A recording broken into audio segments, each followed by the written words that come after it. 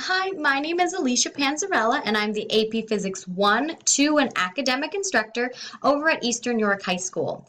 This is my first year at Eastern York. I did spend the last 2 years in Virginia, but did come back up in order to pursue my master's. And the reason that I'm back up to get my master's is so that I can truly practice what I preach. Every day I tell my students that they need to be embracing challenges and always trying to grow. And that's really only a powerful statement if I'm also showing them that I personally believe in this, that I personally am trying to grow and challenge myself to become the best educator that I could be. So if you take a look at this background image, it is there for two purposes. The first one is so I can tell you a little bit about myself. And it's one thing is that I love to travel and I love to go hiking. So this was a recent trip up to Rhode Island to go hiking and to see new heights and new views. And while I was there, I found this image, and I originally just took the picture because I thought it resonated with teachers. But the more I look at it, the more I think it's really speaking to Chapter 1 in formative assessment. Because the purpose of formative assessment should be a daily activity that allows us to make an actionable difference for the next day. A formative assessment is not just simply giving something to put it in the grade book so that students can get points, but so that everyone can actually act on the feedback. From the teacher standpoint and the student, we're able to see what were some of the strengths of our lesson and what were weaknesses, and how can we formulate the next day's lesson to build on that.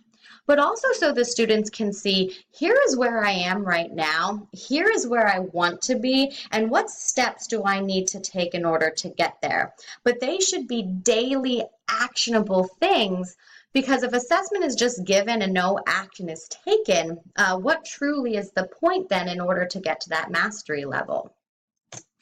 So very quickly, like I did say, I do love to hike. So here I am up in Maine.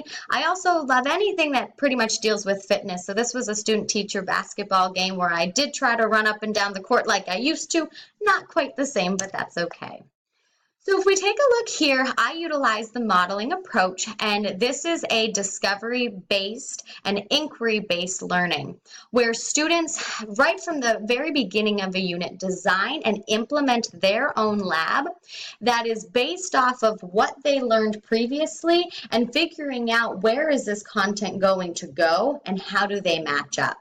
And I tell you this because the majority of my formative assessment comes in the form of a lab, because we do one almost every other day, but also through discussion. And in the implementation lab, we do large group discussion, and I'm able to have individual discussions along the way, not only in the development stage, but in the deployment stage as well. And every lab right from the beginning talks about, why are we doing this? What is the connection to everything that we learned previously to where we're going? And that's where we can see right from the beginning as well, what are problem areas and what are misconceptions. And these really start to come out at the beginning, and we can chip away at them as we go through the unit. And everything from here on out talks about strengths and weaknesses and providing that feedback. So not only with descriptive feedback, how can students self-assess within setting their own goals? And that big reflection piece, everything is about collecting data on the student side and the teacher side in order to reflect and get to the point where we integrate all those different pieces, like we can see in a final roller coaster. What were the pieces that went into that? So formative assessment for me, building off of these 7 strategies, is really utilized in that lab format, like I said.